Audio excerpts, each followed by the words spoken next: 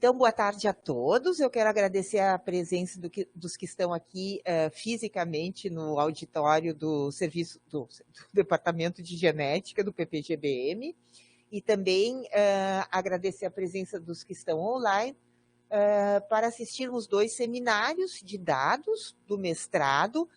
Ambas alunas são minhas orientadas, a Pauliana Moura e a Elis Vanessa. E nós vamos, então, também agradecer a professora Ida, que está virtualmente conosco, que vai avaliar os dois trabalhos. Cada apresentadora vai ter 20 minutos e depois seguidos de 10 minutos de discussão. Nós vamos iniciar, então, com a Pauliana Moura e o título do trabalho dela é Avaliação e Caracterização dos Clusters de Albinismo no Brasil. Pauliana, vou te dar a palavra e tu podes, então, iniciar a tua apresentação. Obrigada, professora. Boa tarde a todos. Boa tarde a quem está em casa também. Hoje nós vamos falar um pouquinho dos clusters de albinismo no Brasil. Eu esqueci meu ponto. Então, aqui eu fiz um panorama geral de como vai se seguir a apresentação. Nós temos introdução, justificativa, metodologias, resultado, discussão e algumas considerações finais. Bom, inicialmente, o termo albus, ele vem do latim, que significa branco, e o Balthazar Telles, ele foi, assim, uma pessoa emblemática, né? Ele foi a primeira pessoa que utilizou esse termo e também foi a primeira pessoa que diferenciou o albinismo de vitiligo, e isso foi muito importante para contribuir para os estudos que nós temos hoje. Como nós sabemos, o albinismo ele tem herança autossômica recessiva, mas também pode ter herança autossômica dominante e também ele pode estar ligado ao cromossomo X. Então, nós dividimos o albinismo entre sindrômicos e não sindrômicos. O albinismo sindrômico ele vai estar relacionado com outras características clínicas, como fibrose pulmonar, algumas síndromes cardíacas e também síndromes ligadas à surdez. E já no albinismo não sindrômico, nós vamos separá-lo entre albinismo ocular e albinismo oculocutâneo, né? Essas duas separações também vão ter subtipos. Então, em relação à herança genômica, o albinismo ligado ao cromossomo X normalmente vai ser albinismo ocular e algumas síndromes. O albinismo de herança autossômica dominante, ele vai ser ligado a albinismos sindrômicos, né, no caso, a síndrome de Vandenberg. E o albinismo clássico, ele normalmente tem herança autossômica recessiva, que aí vai ter a subdivisão, que é do OCA1 ao OCA8. Isso é o dado mais atual que nós temos, né? Dados anteriores, eles trazem aqui até o OCA4, então hoje nós já temos registros do OCA até a subdivisão 8. Então, dependendo, vários genes vão estar ali interagindo na rota metabólica da formação da melanina, da síntese metabólica da melanina. Então, dependendo da mutação, ele vai interferir de maneiras diferentes na rota metabólica da síntese de melanina. Diferentes genes vão estar contribuindo com isso. Então, aqui nós temos o INAGEMP, que é o Instituto Nacional de Genética Médica Populacional. Ele é uma plataforma que vai possuir vários dados, vários registros de diversas anomalias congênitas no Brasil. E dentro do INAGEMP, nós temos o CENISO, que é um censo que ele vai ali agrupar cada anomalia congênita, dependendo do município, ele vai ali trazer esses dados, né? O número de ocorrências, onde vão ter mais rumores. Então, a gente se pergunta, tá, e no Brasil nós temos dados, nós temos números de quantas pessoas são nascidas com albinismo, e esses dados, eles trazem relação de municípios onde essa prevalência é mais alta ou não? E a resposta é não, nós não temos esses dados. Então, a justificativa do trabalho é justamente fornecer esses números, esses dados, né, dessas regiões onde há uma maior prevalência de pessoas nascidas com albinismo, identificar essas regiões, esses clusters, e, com isso, contribuir para o plano estratégico de saúde pública. Então, aqui na nossa metodologia, nós pegamos as 13 entradas que estavam no banco de dados do CENISO, fizemos a caracterização e a validação a partir dos dados encontrados, tanto na literatura científica quanto na literatura cinzenta, que é a partir de jornais locais, e a partir dessa pesquisa, nós também pudemos identificar novos rumores. Então, identificando novos rumores, esses novos rumores também vão ser novamente caracterizados, validados, e vão ser passados pela caracterização mais minuciosa, para então, assim, a gente poder identificar se há, sim, um rumor ou não. Então, aqui é um exemplo de onde eu tirei esses dados, né, que é o CENISO, destacando aqui mais uma vez de onde esses dados saíram, né? Ali tem os municípios, a fase que esse rumor se encontra. E isso foi interessante porque a partir dessa caracterização a gente também pode retirar duplicatas e identificar se essas fases estão realmente coerentes com o que a gente encontra hoje. Então aqui nós pegamos aqueles dados e plotamos no mapa, né, com todos os clusters, e partimos da premissa que a prevalência mundial de albinismo é de 1 para 17 mil, ou seja, aproximadamente 0,006%. Então, aqui nós vamos começar pela Bahia, que é o estado que mais possui clusters em albinismo. Começando pela Ilha da Maré, que pertence a Salvador, ela tem aproximadamente 6.500 habitantes. Desses 6.500 habitantes, 10 pessoas nasceram com albinismo, dando uma prevalência de 0,16%. Nós também temos a Ilha de Sapinho, em Maraú, que tem aproximadamente 100 habitantes. Desses, 5 são nascidos com albinismo, dando uma prevalência de 5%. E Miguel Calmon, o município, né, como nós não identificamos se há uma região isolada dentro do município, a gente retirou esses dados do IBGE. Então, essa é uma estimativa de 25 mil habitantes, mas pode ser que tenha menos se for registrado que há uma região isolada dentro do município. E lá nasceram 13 pessoas com albinismo, dando a prevalência de 0,05, ou seja, há a possibilidade de ser um pouco maior essa prevalência. Aqui nós temos também, já partindo para Alagoas, a comunidade Filuz, em Santana do Mundaú. Essa comunidade é uma comunidade quilombola, tem aproximadamente 170 habitantes, desses 10 nascidos com albinismo, dando a prevalência de 6%. Em Quipapá, em Pernambuco, também foi retirado o mesmo caso como o de Miguel Calmon, não se sabe se é uma região isolada dentro do município, então, de acordo com o IBGE, tem aproximadamente 26 mil habitantes, desses 13 são pessoas nascidas com albinismo, dando uma prevalência de 0,049%. Aqui é a Ilha dos Lençóis, é o rumor mais famoso do Brasil, inclusive já foi dado como o maior do mundo, né, o maior cluster de albinismo do mundo. Ele tem aproximadamente 500 habitantes, desses 11 são pessoas com albinismo, dando a prevalência de 2,4%. O que é interessante falar sobre esse cluster é que é uma região muito sócio-vulnerável, economicamente falando, né? Então, para que eles façam a travessia da ilha para o continente, eles precisam pegar um barco que custa R$10, sendo que a renda mensal deles é R$10, né? Eles retiram, eles coletam a água da chuva e vendem para as pousadas locais, então eles conseguem obter R$10, e esse é o dinheiro para que eles possam ir para o médico. Então, eles têm que pegar um barco que custa R$10, dentro do continente tem que pegar um ônibus, dificultando assim o acesso a hospitais, né?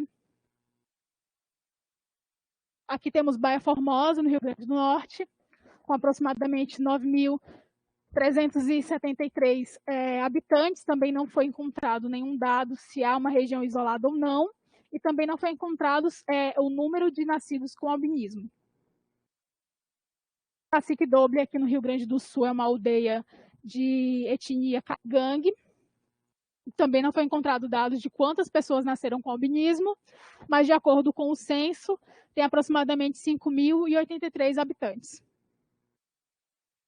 Dentro dessas pesquisas, nós encontramos 2 novos rumores no Paraná. A primeira também é de etnia caigangue, que é a aldeia Faxinal, no Cândido Abreu, tem aproximadamente 701 habitantes. Deles, 5 são pessoas com albinismo, dando a prevalência de 0,71. E na aldeia Araçaí, no Piraquara, também no Paraná, tem aproximadamente 100 habitantes. Deles, 3 nasceram com albinismo, dando uma prevalência de 3%. E, por fim, esse dado aqui também foi retirado do Cenizo.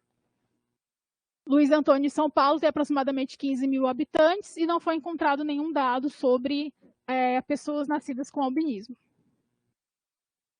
Então, o que pode estar acontecendo nessas regiões de aglomerados, né?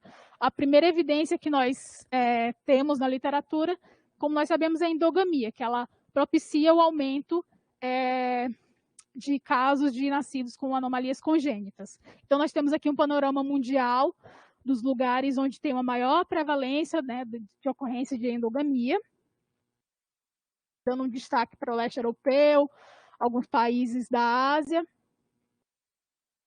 E aqui nós pegamos um estudo que foi realizado no sul da África, na África do Sul, perdão, que ele, na localidade de Venda, ele pegou 7 clãs, né, ou seja, regiões isoladas, populações isoladas dentro do país, e foi constatado um alto número, uma alta prevalência também de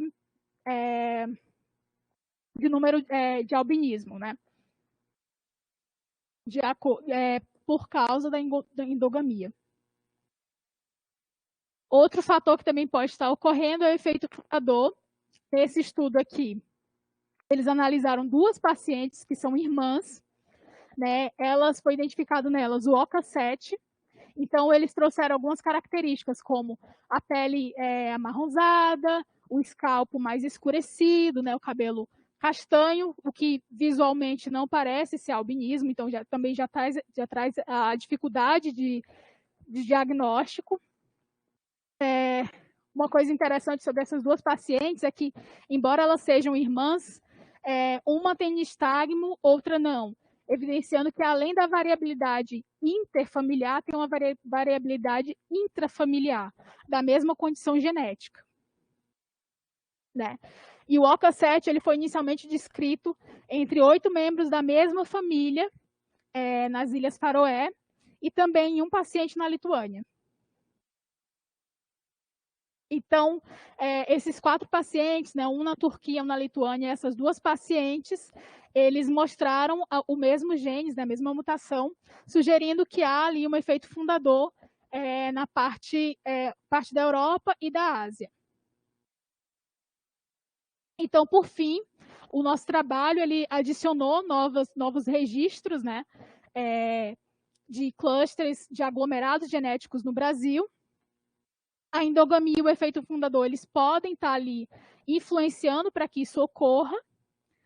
E o albinismo, embora não tenha esses números, esses dados, é importante que a gente invista, né, nessas caracterizações para que a gente possa dar um maior aporte de saúde médica para essas pessoas.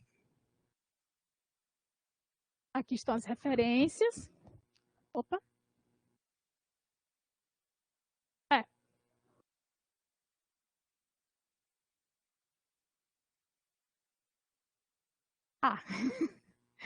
As referências e agora a leitura que tem que fazer, né? What is the major scientific question you are addressing? The major scientific question that I addressing is the identification and characterization of Brazilian albinism clusters. What are the key findings that answers the question?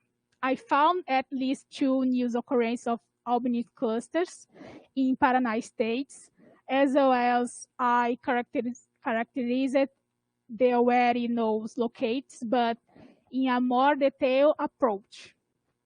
How does your research fall within the scope of PPGBM? My research falls into the population medical genetics, which is one of the focus of our PPG. É isso, muito obrigada. Tá aí a Elis, ótimo. Então, a próxima apresentação vai ser a Elis, e ela, então, o tema dela, tu consegue compartilhar a tua tela, Elis, para a gente ver a tua apresentação, ver se está tudo certo? Prontinho.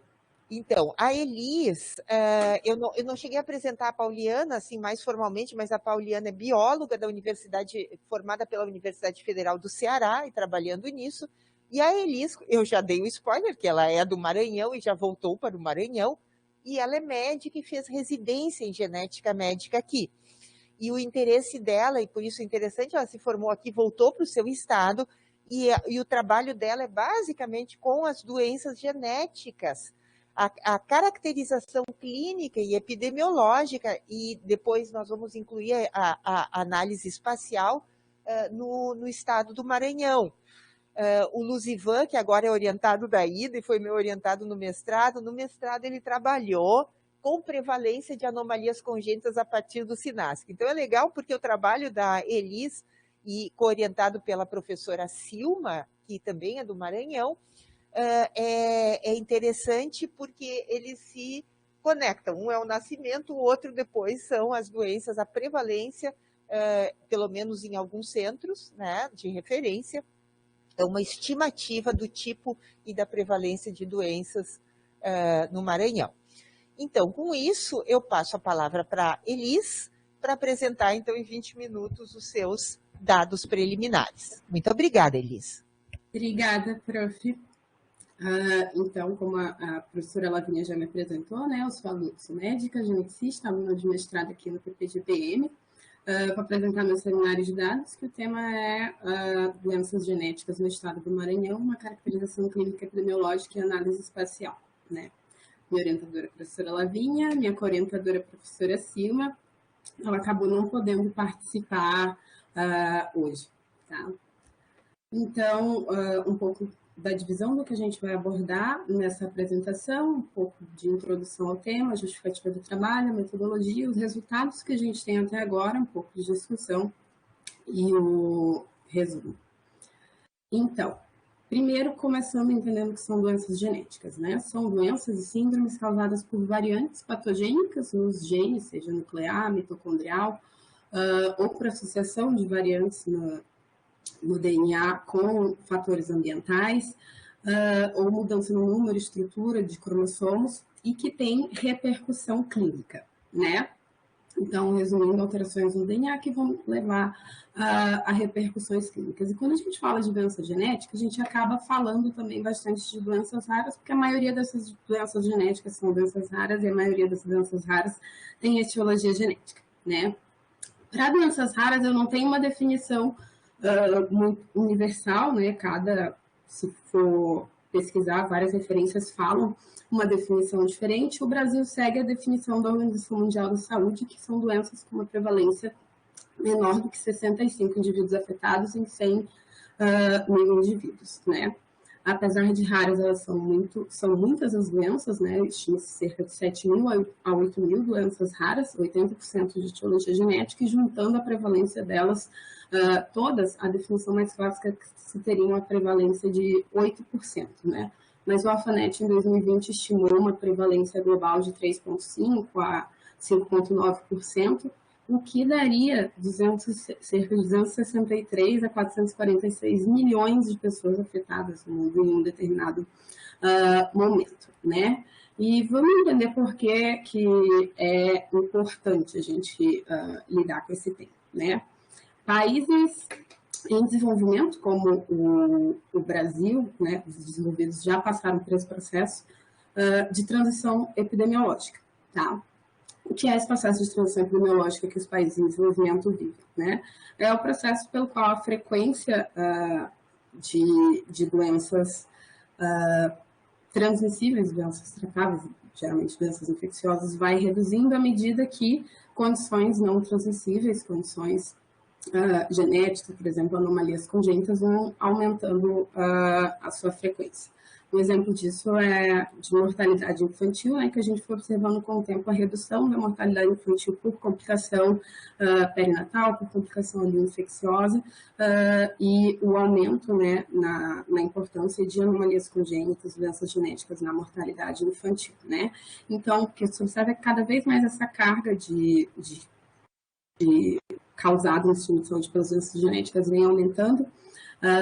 Em países em desenvolvimento já é difícil o acesso à saúde, ainda mais tendo que lidar tanto com doenças transmissíveis quanto doenças não transmissíveis, que pode acabar sobrecarregando o sistema. Nesse contexto, a gente traz aqui os conceitos de genética populacional e genética comunitária, né? As duas acabam estudando doenças genéticas, condições genéticas na população, né? A genética comunitária, mais no objetivo, né, de aplicar os conhecimentos de genética e genômica para beneficiar uma determinada comunidade, uma determinada população de indivíduos, né, com serviços em genética. E para fazer isso, né, é necessário conhecer essa população, né?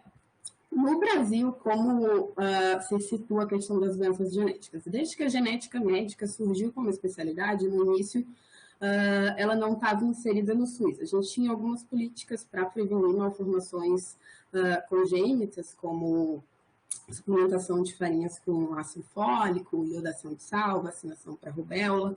Em 2001 surgiu o programa de triagem neonatal, mas mesmo assim não tinha nada que norteasse, né, a inserção da genética no SUS, até que em 2014 o Ministério da Saúde estabeleceu a Política Nacional de Atenção às Pessoas com Doenças Raras, né, que estabelece as diretrizes para oferecer o cuidado, né, a indivíduos com doenças raras e ordena toda a questão do financiamento, com o objetivo de reduzir mortalidade, manifestações secundárias, melhorar a qualidade de vida das pessoas com doenças raras, pela prevenção, diagnóstico precoce, tratamento oportuno, redução de desabilidade, quando necessário, cuidado paliativo, né? Ela estabelece centros que vão ser especializados, centros de referência em doenças raras, né? Atualmente a gente tem 18. E aqui no Brasilzão de dimensões continentais e de bastante disparidade, né, a distribuição desses centros não deixa de ser um pouco desigual, né? Predomina na região sul e sudeste, na região norte a gente não tem nenhum, tem 5 no nordeste e o Maranhão, que é o objeto desse estudo, não tem centro de referência em doenças raras, né? Falando um pouco da genética populacional, epidemiologia de doenças genéticas no Brasil, os estudos nesse sentido surgem desde a década de 50 com Milton Freire Maia, né? Que foi pioneiro com os estudos no Brasil de endocruzamento, de isolados populacionais, que identificou uma prevalência aumentada de endocruzamento no Nordeste, principalmente na região central, do sertão, né? Mas acaba que o conhecimento em epidemiologia genética foca mais em isolados, né? Não tem algo até agora que cubra um registro nacional. O SINASC, né, o Sistema de Informação sobre Nascidos Vivos, é alimentado com informações da Declaração de Nascido Vivo, com registro de anomalias congênitas, que foi o tema do mestrado do Luzivan, né? Mas mesmo assim tem as suas críticas, né, de registro incorreto da Declaração de Nascido Vivo com os dados de malformação e consequente subregistro. Em 2008 veio o INAGEM, né, o Instituto Nacional de Genética Médica Populacional, com iniciativas para estudar melhor a genética populacional no país, incluindo o CENISO, que a Paulinha já comentou na apresentação dela, né, que é o Centro Nacional de Isolados, que usa uma estratégia de rumores para identificar regiões de clusters de doenças genéticas, né, que tem uma prevalência aumentada em determinadas regiões geográficas. Em 2019 saiu essa revisão muito bonita, né, descrevendo até agora tudo que tinha sido registrado de de rumores, de confirmação de clusters, né? Tem vários, tem de doença de Huntington, tem das SCAIs, tem de xarope pigmentoso, albinismo, Grebe, condrite explosiva de Blumstrand, enfim, vários clusters já identificados, né? E em 2020, mais recentemente, surgiu a estratégia que foi a Rede Nacional de Doenças Raras, que tem vários centros, né, participantes que visa coletar dados epidemiológicos, dados sobre os pacientes com doenças raras, as doenças raras, as que é no Brasil, né? No Maranhão não tem nenhum centro participante a princípio, né?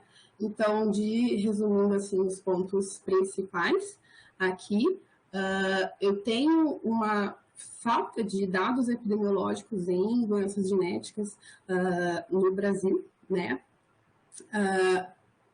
As disparidades nos serviços de genéticas no Brasil são uma grande barreira para acesso a esses serviços nas regiões de baixo recurso, né, como o Norte e Nordeste, ainda é bem difícil o paciente ter atendimento nessas regiões.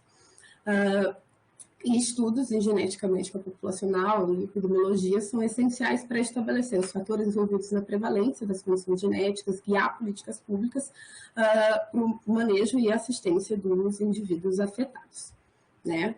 Então, a justificativa do objeto do nosso estudo, porque o Maranhão é a minha terra, né? Minha terra tem Palmeiras onde canto sabiá, mas, além disso, é o estado que se localiza na região Nordeste, é o 10º mais populoso, tem pouco mais de 7 milhões de habitantes e tem o segundo pior índice de desenvolvimento humano da federação, né, do país. Não tem centro de referência em doenças raras, como eu falei, e se considerando uma prevalência de 8%, seria esperado mais ou menos 500 mil de indivíduos afetados por doenças raras no estado. E desde 2008 só tem uma médica geneticista que faz o atendimento desses indivíduos no SUS. Agora, em 2022, eu voltei. E no SUS tem atendimento em 4 instituições. O Centro de Triagem Neonatal, que atende só os pacientes da triagem. A Maternidade de Alta Complexidade do Maranhão, que atende as crianças com demandas de doenças genéticas nascidas lá na maternidade. O Hospital Juvencio Matos, que tem atendimento ambulatorial para todas as crianças com demanda de condições genéticas do estado. E o Hospital da Criança Odorico de Amaral, que lá é um serviço de emergência, então só funciona o serviço de resposta de consultoria, né? Então, o atendimento ambulatorial é só no Hospital Juvencio Matos e na Maternidade de Alta Complexidade do Maranhão, né? E descrever o perfil clínico epidemiológico dos pacientes ambulatoriais com doenças genéticas tratados no SUS no estado do Maranhão pode ajudar a identificar as condições genéticas mais prevalentes, a distribuição geográfica, pode fornecer dados para guiar melhor políticas públicas, o manejo e assistência de pacientes com doenças genéticas. Outra questão é que no Maranhão, desde 2018, o Estado passou a custear os exames genéticos, alguns painéis, exomas, exames moleculares para os pacientes, né? Então, ultimamente, a gente tem tido bastante cuidado com relação a isso. De metodologia, né? É um estudo retrospectivo, transversal, descritivo.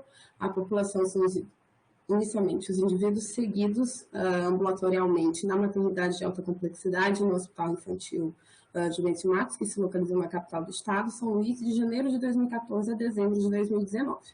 A informação seria obtida a partir da revisão do prontuário, né, das consultas genéticas, num local seguro, indicado pela Secretaria Estadual de Saúde, usando um questionário na plataforma FormSUS, né? Esse é um projeto que foi escrito em 2018, né? Meu mestrado é parte desse grande projeto escrito em 2018, que foi quando eu me formei na faculdade, a Liga Acadêmica de Genética, né? Com o apoio de seus colaboradores, escreveu esse projeto e deu início ali no início de 2018, e era esse o plano, depois de reuniões com a secretaria e tudo, né? Bem tranquilo, Mas aí, um contraste expectativa-realidade, né? Em 2020 veio a pandemia, né? Parou todas as atividades na Secretaria de Estado de Saúde, não podia mais ir para coletar os dados por causa do lockdown, né? E quando foi se voltar para fazer um movimento de retomar a coleta de dados, todos os dados tinham sido perdidos, não tinha mais um local para fazer essa coleta, não tinha mais suporte ali, né? Então, o que a gente encontrou de saída foi guardar os dados das consultas genéticas numa nuvem, e daí as pessoas grandes poderiam coletar de casa, não precisariam se preocupar com a exposição de pandemia, e tudo ficaria armazenado na nuvem, ninguém mais ia perder, a princípio. E a gente acabou tendo que reduzir a nossa população para os pacientes atendidos entre janeiro de 2019 e dezembro de 2020, né? A pandemia também diminuiu o número de pacientes em consulta também, né? E de resultado até agora a gente conseguiu coletar dados de 847 pacientes, está quase acabando, tem mais ou menos uns 250 ainda para coletar. A maioria é do Hospital Infantil Juvencio Matos, que foi por onde a gente começou a coleta, né? 96%. A gente está finalizando a coleta do Hospital Juvencio Matos e iniciando a coleta dos dados da maternidade de alta complexidade do Maranhão, que são menos pacientes, sim, né? Porque atende só os pacientes que nasceram lá, né? Então, esses dados são predominantemente de pacientes atendidos no Hospital Juvencio Matos. Tem uma predominância do sexo masculino entre os pacientes atendidos, o que é esperado quando a gente está tratando de doenças genéticas, estudos epidemiológicos com condições genéticas, porque eles acabam manifestando mais condições ligadas ao X, né? A idade no primeiro atendimento, então, a grande maioria menos de 6 anos, né, até 5 anos. Depois, os adolescentes já vai diminuindo bastante os que conseguem atendimento. E adultos, não existe atendimento para adultos no SUS, no Maranhão, né? Aqui de nacionalidade, a grande maioria é representada por brasileiros, algumas informações não estava disponível, tem um paciente que é a família da Bolívia. O estado de nascimento, a grande maioria dos pacientes é maranhense, vem alguns pacientes de estados vizinhos, do Pará, do Piauí, né? Outros talvez que migraram para São Paulo, Rio e acabam voltando, né? Mas a grande maioria de pacientes nascidos no Maranhão e nascidos em São Luís, 53% dos pacientes nascidos em São Luís. Se juntar aqui São José de Ribamar, que faz parte da Grande São Luís também, né? 57%, né? 57%. Vai dar, e alguns o terceiro mais frequente aqui em Imperatriz, que é a segunda maior cidade, e aí vem os pacientes do interior. Barreirinhas é nos lençóis maranhenses, tá? Tem bastante paciente de Barreirinhas, né? Isso eu vou dar uma olhada à medida que a gente for analisando melhor os dados, o que está acontecendo em Barreirinhas. Quando a gente vê a procedência e não a naturalidade dos pacientes, muda um pouco o cenário, porque a maioria é procedente do interior do Maranhão, né? 51%. Só 41% da capital, que ainda assim é o predominante, né?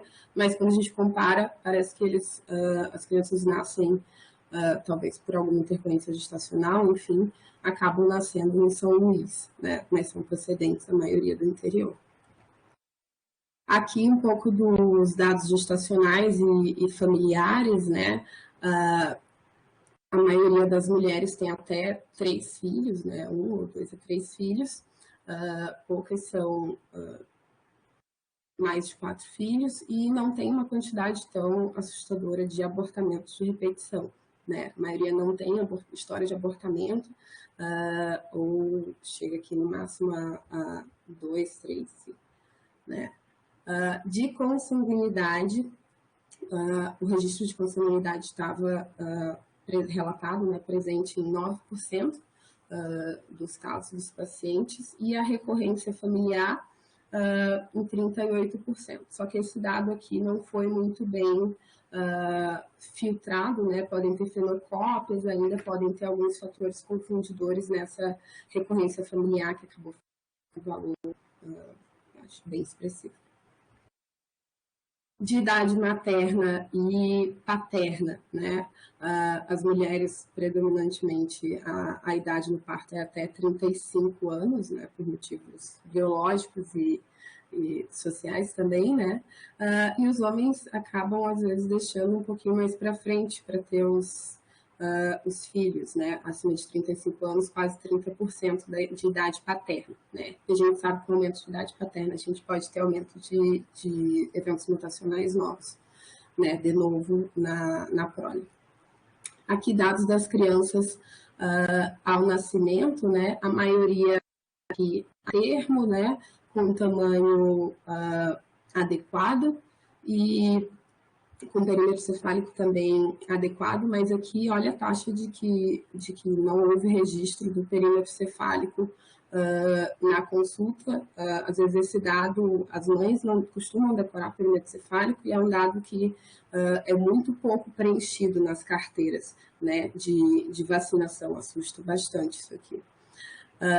E de microcefalia, só 8%, né? Os dados aqui são a partir de 2019, né? Então, acaba não pegando aquela época que a gente teve bastante casos de microcefalia por aqui. E aqui sobre os diagnósticos, né? Aproximadamente 52% dos pacientes sem diagnóstico, 44% com diagnóstico certeiro, 4% com diagnóstico provável, seja clínico, seja molecular, por ter tido variante de significado incerto, e enfim. A grande maioria dos pacientes, dividindo assim eles nas grandes áreas da genética, né, são da dismorfologia, né? E isso acredito porque o paciente da dismorfologia é um paciente que chama atenção ao clínico, né? Aquele paciente clássico com a face sindrômica e que ele atina mais de mandar para avaliação com o geneticista, né?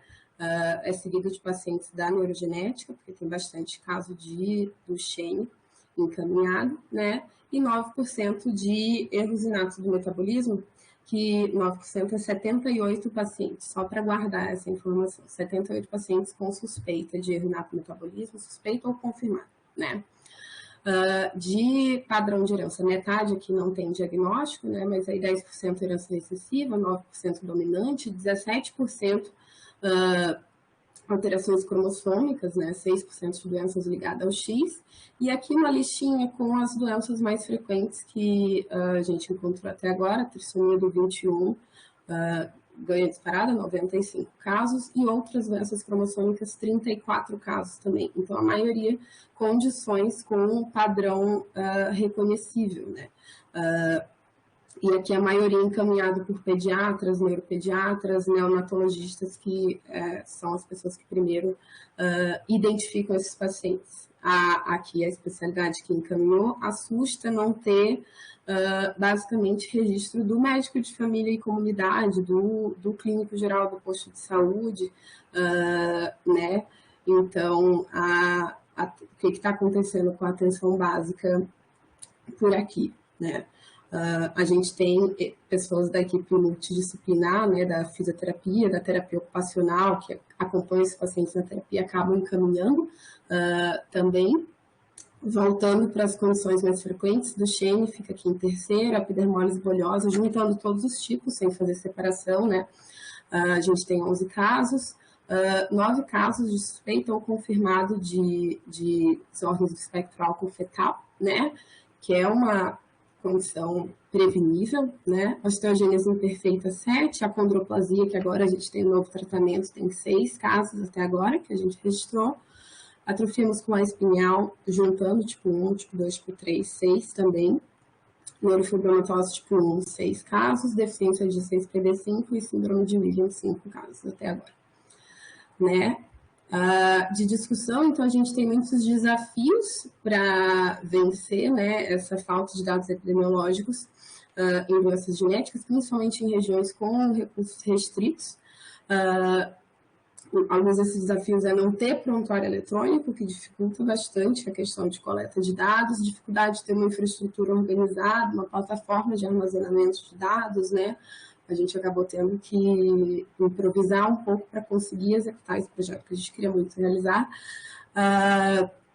A população estudada aqui reflete só a população pediátrica, né? A gente não tem atendimento de adultos. E ainda estou terminando a coleta de dados, né, para fazer a análise de tempo que esses pacientes levaram até ter um diagnóstico, qual foi a resolução, a resolutividade dos exames e para fazer a análise espacial também. E o PPG orienta que a gente responda as 3 perguntas, né, in summary. So, what is the major scientific question you are addressing? So, there's a lack of epidemiological data about genetic diseases, especially in low-risk regions. We aim to provide descriptive epidemiological information about genetic diseases to contribute with public policies elaboration for the management and assistance of affected individuals. What are the key findings that answers these questions? There are many key findings. The number of patients, their age, where they're from, what are the most prevalent diseases, the exams performed for diagnosis and time to diagnosis, and how does your research fall within the scope of PPGBM? This research is a pioneering work on genetic diseases epidemiological knowledge in the state of Maranhão, being of great importance in the fields of medical population genetics and community genetics.